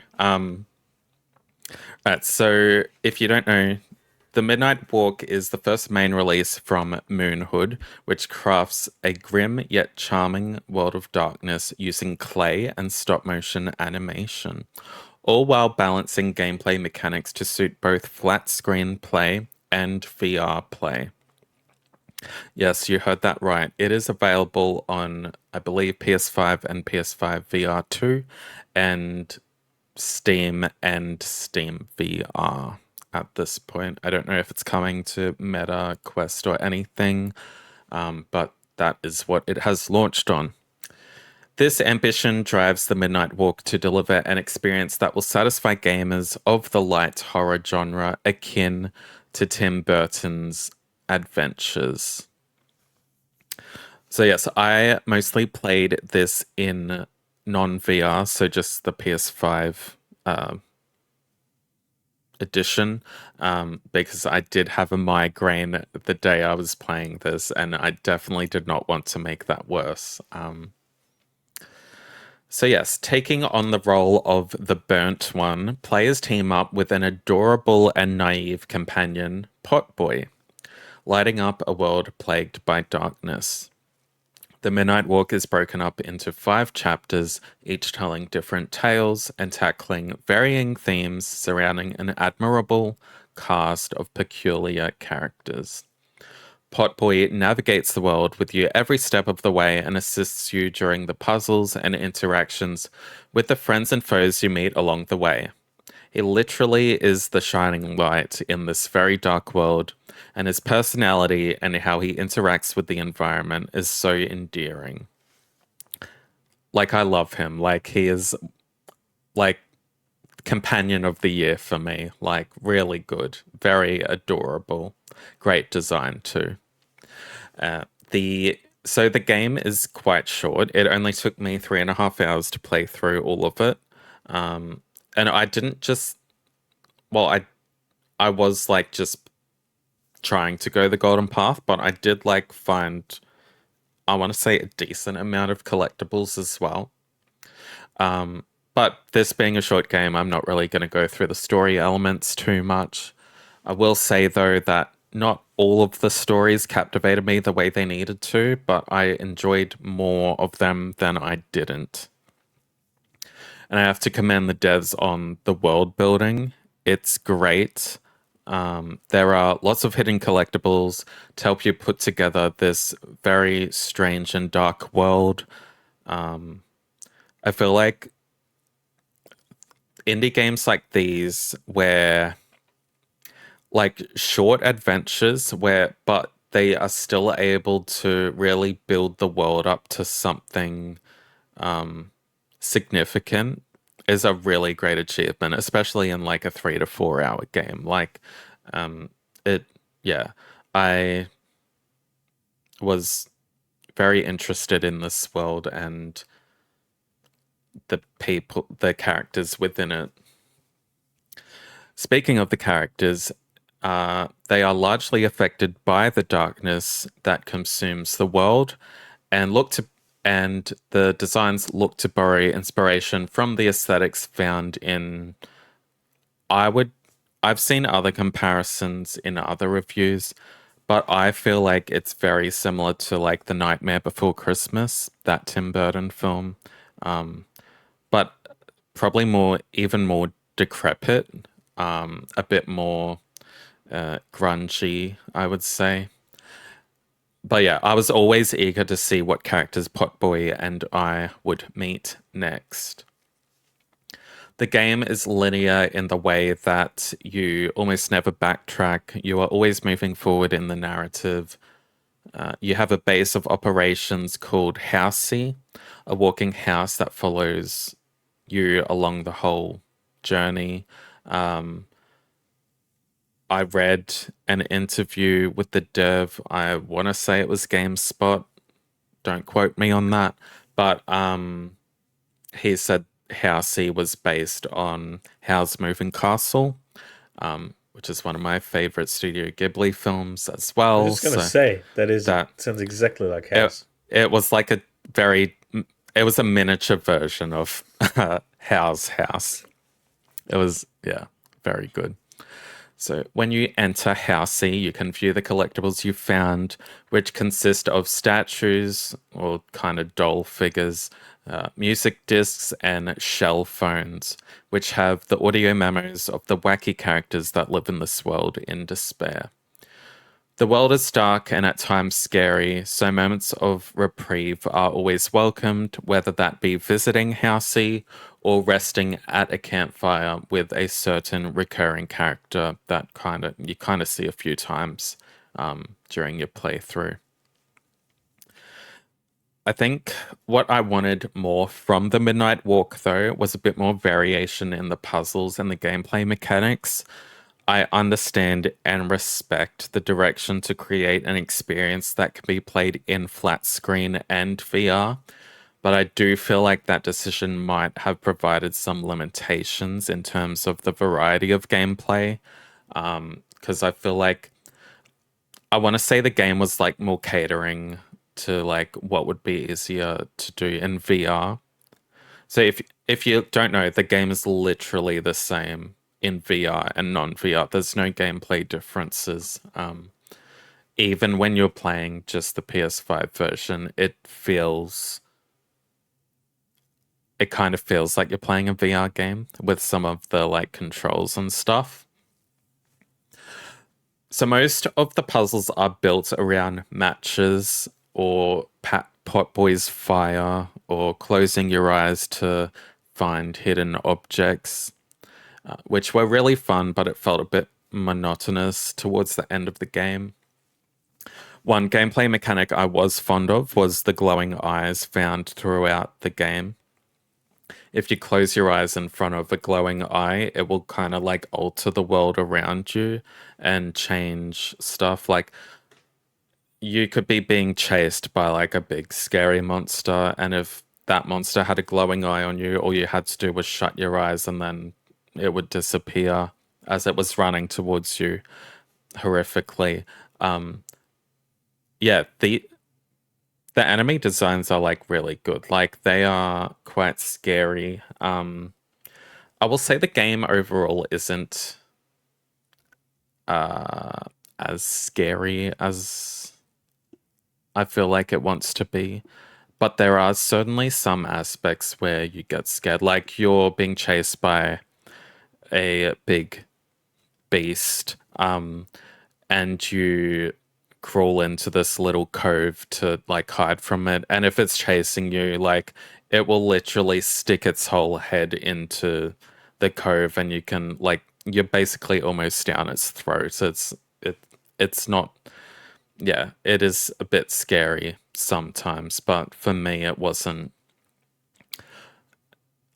Kind of like how The Nightmare Before Christmas is like kind of horror, but it's not like scary, scary. It's just kind of like that aesthetic.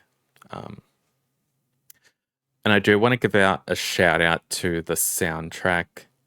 The instruments feel so raw and crisp.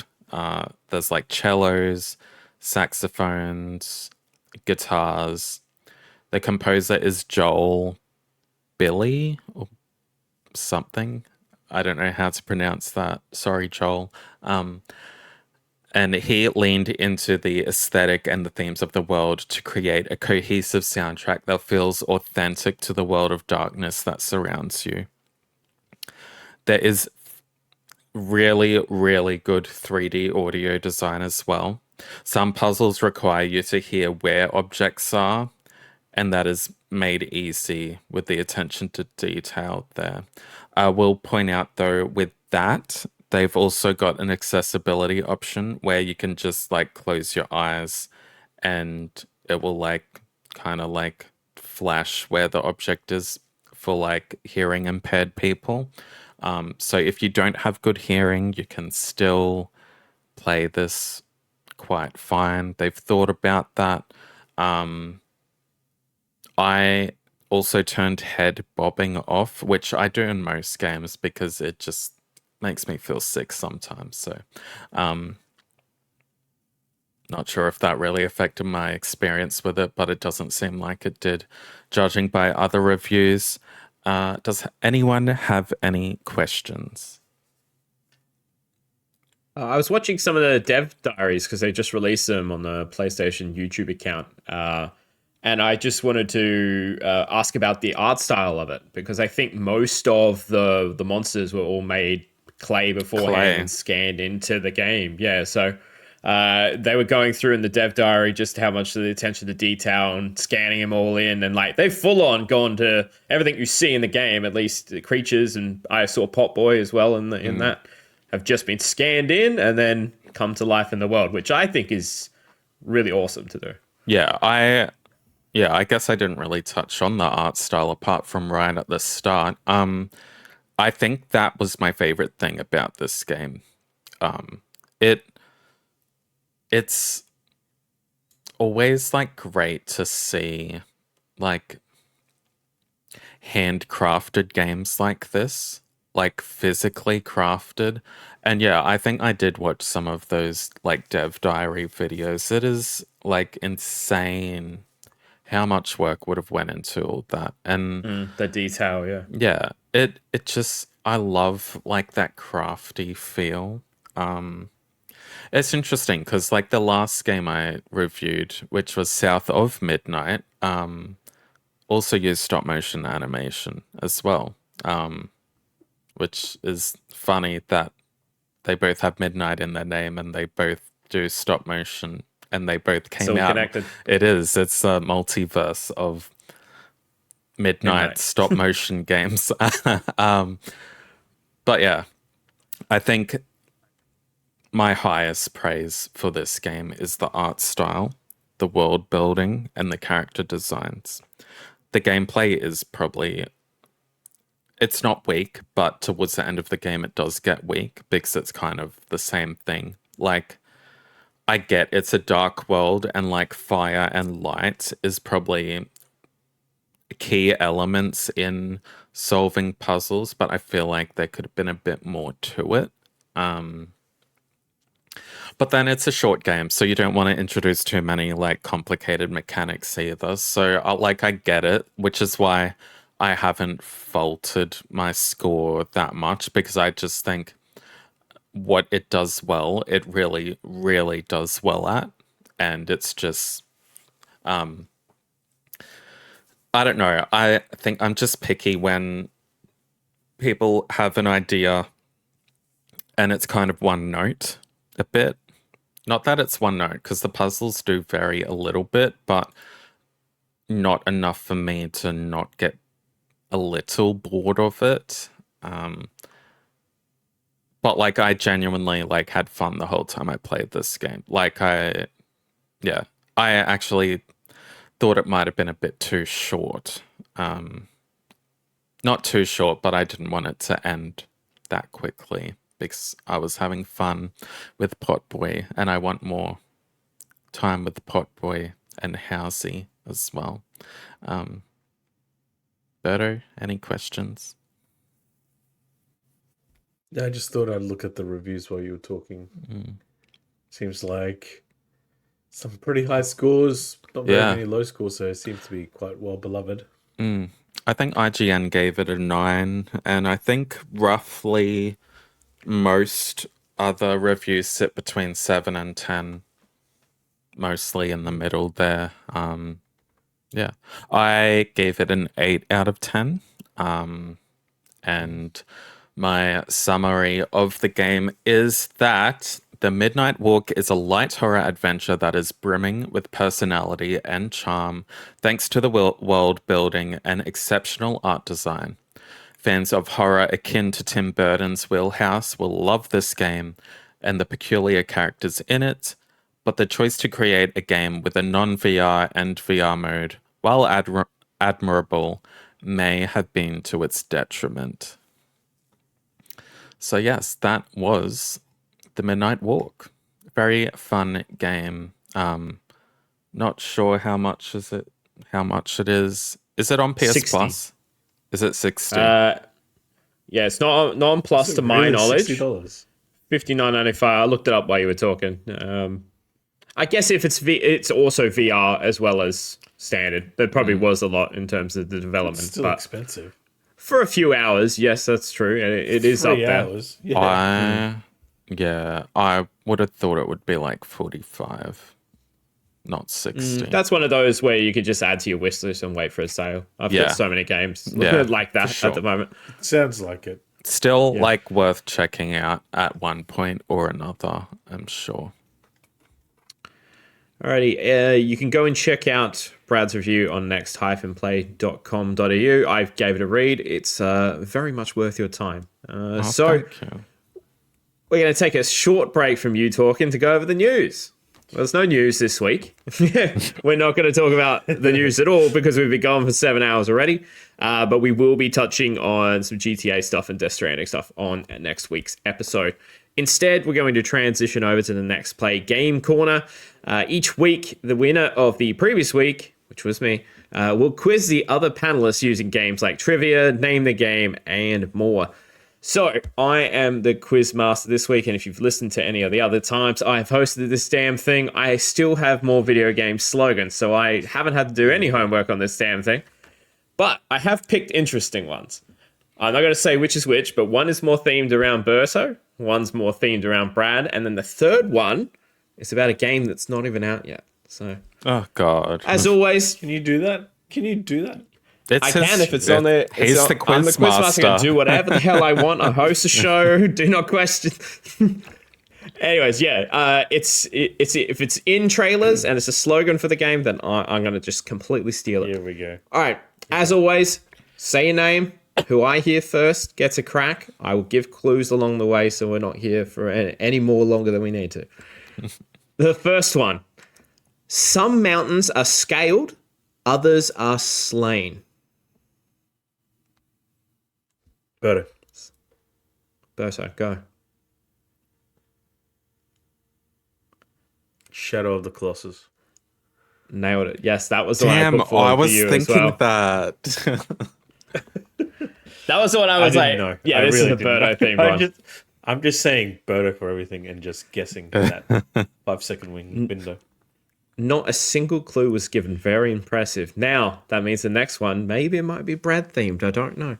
Pressure's on. Final Fantasy. No, it's not fun. Well, we'll say it's not a Final Fantasy game. Okay, so good. Let's put that out there.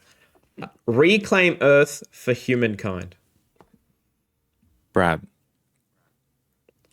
go. Helldivers 2. Pressure's on. No, it's not correct. Oh, I think I know Does what Berto it is. want to take a... Berto, want to take a stab before I start giving clues? Say it again. Reclaim Earth for humankind. Humankind. Well, that's implied that something's happened to Earth. It does. Does something like that happen in Kingdom Hearts? Are you asking a question or are you going for Kingdom Hearts? I'm going to just It's say not- it, I don't know. Brad, It's not Kingdom Hearts. All right, Brad, go. Concord. No, that's incorrect. What? This is your themed one. I thought you would have got this by now. All right. It is a recent game.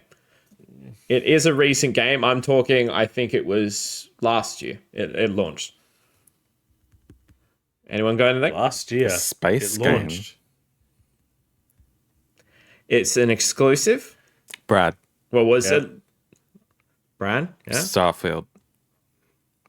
No, it's not. What other game is in Not space? Starfield. It says Reclaim Earth for Humankind. I haven't played it. I'm not saying it's on space, but it's in that themes. I will say one of you did review it. Oh, probably me if it's my game. Yeah. I don't know. Maybe I only review remakes and remasters. remasters. RPGs. Yeah. Tomb Raider? Let's. Oh, what wait. other clues can I give say, with it? Oh, wait. Berto, Have a crack. is it Xenoblade Chronicles X? No, it's not. It's not. Okay, I thought I'd get it out of the way. All right. There was some DLC, and it had a crossover with a really prominent game that we have spoken about a lot on this show. Berto's a fan of that game, so am I. It's got, I believe they're androids in this. There are androids in it. This is giving it away. Yeah, Berto, go. No, you finish your sentence. No. I was going to say, you called beforehand, so you don't get that clue. One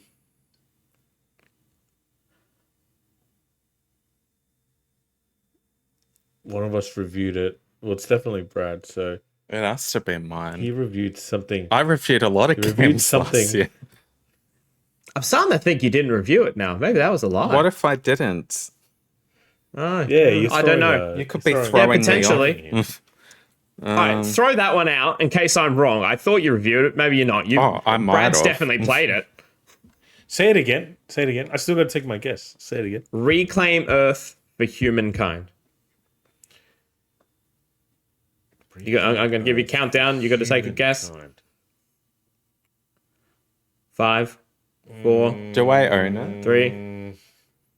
You've definitely played it. I could have sworn you've mentioned it.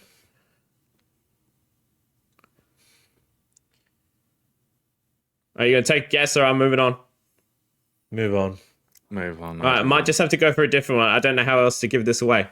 One other clue is it's an eyeful. Let's just say that. It's an eyeful. Eyeful? All right, no one's getting As in, anything. like eyeful or eyeful?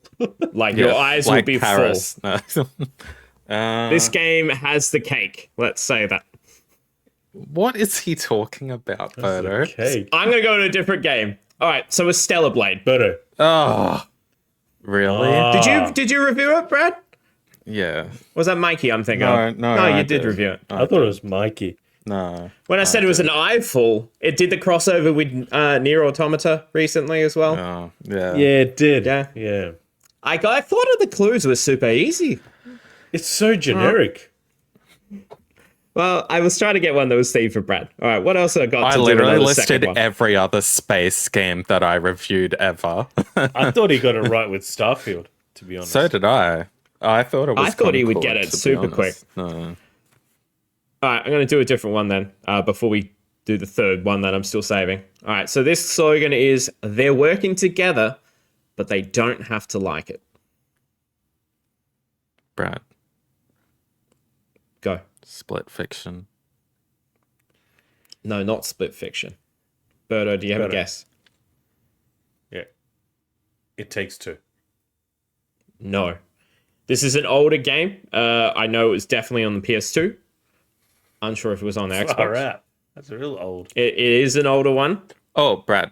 Ratchet and Clank. Brad. I mean, better.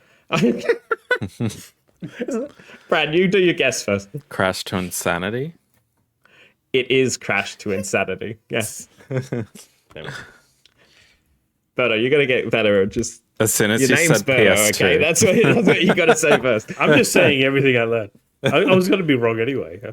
All right. But anyway, keep going. Alrighty, so we're 1-1. 1-1. Now, just to say it, this game is not out yet, but it is launching this year. The slogan that I saw in a recent trailer was simply 3 words: stand and fight.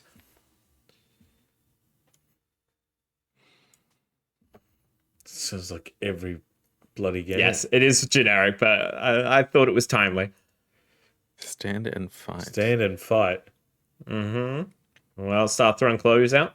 Yeah. It's launching very soon.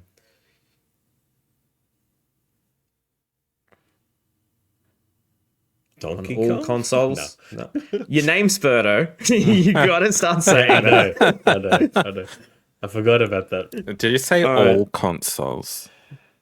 Mm-hmm. Including Switch? No. Right. Xbox and PlayStation, to my knowledge. I don't think it's on Switch. Stand and fight. Birdo. Oh. Birdo, go. Brad. Gears of War. Oh, I was going to say that. No, but you're both wrong. All right, I'm Okay. going to give another clue. It's a long-running series. We have discussed it on this show, this game in particular. And when I say it's releasing soon, I mean it's releasing very soon. As in, reviews may have just came out. Brad. Birdo. Brad got in first. Doom the Dark Ages. No way. Yeah, that's cheating. That's cheating. We both got the clue. No way. I was way before you on my ear. Now, He hasn't even said if it's went right yet. we can watch it back, and true. you guys could debate another day. But on the South Australian internet that I'm on, which is miles down the other side of the country, I got Brad first by at least 2 seconds. Yeah, I thought I was well in front. No way. No way. All right. But anyway, keep going. This has ended in controversy, but then again, Brad, you should have got Stellar Blade. So we're ending the controversial ending to this episode of the Game Corner. I'm still at 13 and on top spot. Brad and Birdo fighting over second on 11. But Brad, you'll host next week. I am, yes. So that means Birdo can catch up. He seems very, very sour, and that makes me laugh a lot. So we're going to go on to the next segment of the show, which is show and tell. Now, if you don't know, we share a few things either we've bought recently or just something from the collection. I'm going to kick us off to give Brad a little bit more of a break. Thank you. I got 3 things just quickly. One was from eBay. That's the Steelbook for Uncharted 3. I loved the ring, and this was like...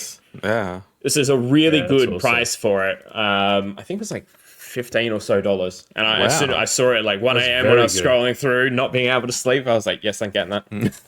Next thing was a Facebook marketplace. Like, this one was nuts. This is pristine condition. Tomb Raider Steelbook. This was $4. That's awesome. Wow. Which is ridiculous. That is Yes. ridiculous. I'm trolling the Facebook marketplace, and I'm stealing it. The other thing I found was Savers the other day. For the Pokemon fans out there, this is a Let's Go Eevee and Let's Go Pikachu guidebook. I love guides. Nice. Anytime I see these in op shops, I pick them up. So this one was only like, I think $5.50 at Savers. And usually goes quite a lot on eBay. But yeah, I love old school guidebooks. I really would love to replace. I had all the old school Pokemon guidebooks as a kid. This was how I would catch all the different Pokemon at different times and find all the items and stuff. But yeah, anytime I can save a guidebook from, I don't know, the bin or just going to like resold or anything, I pick it up. But they are the ones that I'm showing this week. Birdo, what do you have to show and or tell? I only got one. That's about it. Just one. And it is, I think we discussed it outside of the podcast. I don't know if it was in the podcast. Might have was been just this one. outside. Oh, you got it. Yeah, Luna. Might have been outside the podcast, I think. It was, yeah. So Luna Remastered Collection, I didn't even realize that it was out, and then I bought it. I think we had just recorded. I've only played like a minute of it, and it's awesome. Just for the fact that it cost me $80 Australian. And for those that don't know, Luna is very, very, very hard to get in Australia. If not, it was absolutely impossible to even play when it first came out on the PlayStation. Like, I'm just looking at eBay now. I'll quote some prices for them. So there's 2 games in this one. Luna Silver Star Story, which is the first one, Luna 2. Just for one of them, the prices is one's a $506, one's Jeez. 216, one's 593, one's 366. So the prices of one game alone is insane. Absolutely insane. I I also get it, you know. I ordered that too when you mentioned it, Berto. Yeah. It's just I understand why it's hard to get. And so for both games to be on a cartridge physically in this day and age, just do it. And Even like if you don't like JRPGs, games just do it. like You'll those, have fun anyway. It's I a good feel game. like the printing on those, like there isn't a lot much. less. Yeah. Once they're done in stores, normally that's probably about all you're going to find, unless you find it pre-owned, luckily. Yeah. I played it as a kid and it is fun. It is really fun if you like turn-based RPGs, which us three do anyway. Love So, turn-based you go. RPGs. All right, Brant, All right, I think you've got some goodies. Yes, I've got a few. So I'm just going to quickly go through the Nintendo Switch 2 goodie package that I got for Swag attending. bag, yeah. So a cute little Nintendo Switch 2 drink bottle That's cool. flask thing. Nice. Very cute. A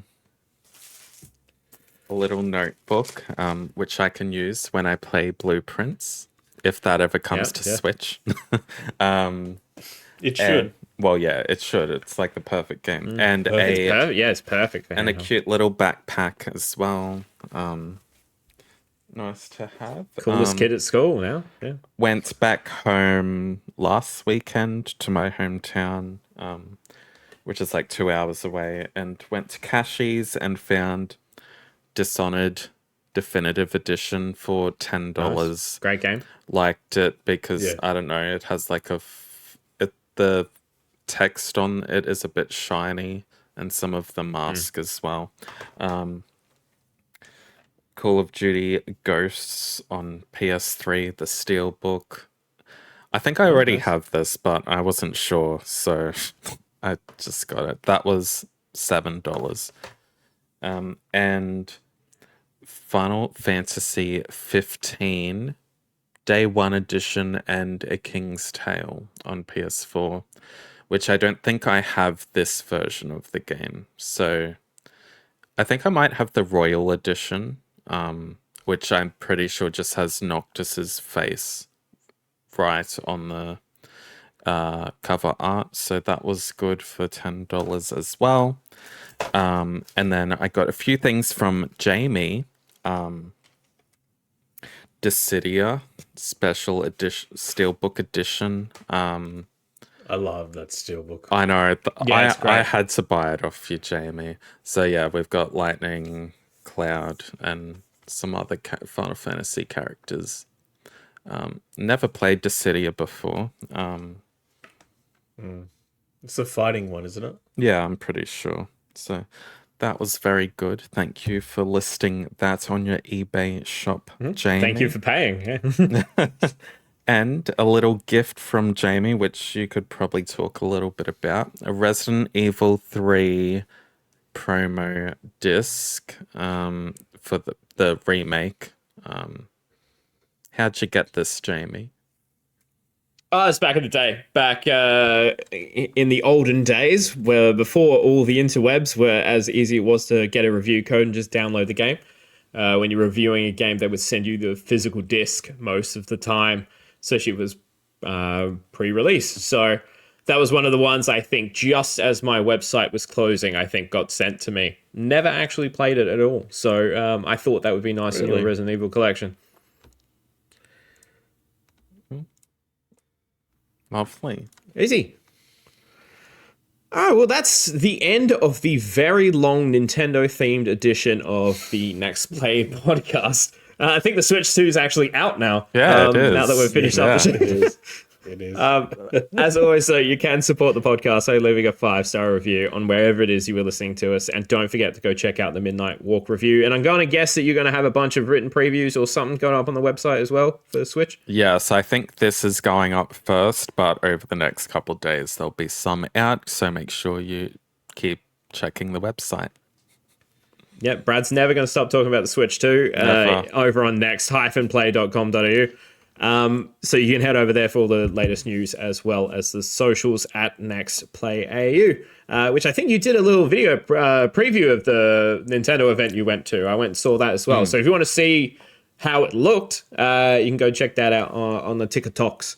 And if you're watching us on YouTube, make sure you hit the like button and subscribe to the channel. And of course, comment below any questions you have about the Switch 2 in general. I've been your host, Jamie, and you can find me mostly on Instagram nowadays, JamieX66. And joining me today has been Brad. You can find me everywhere at Brad_EXP or Brad Goodwin on Blue Sky. And Berto. You can find me on Instagram as pause_gamer.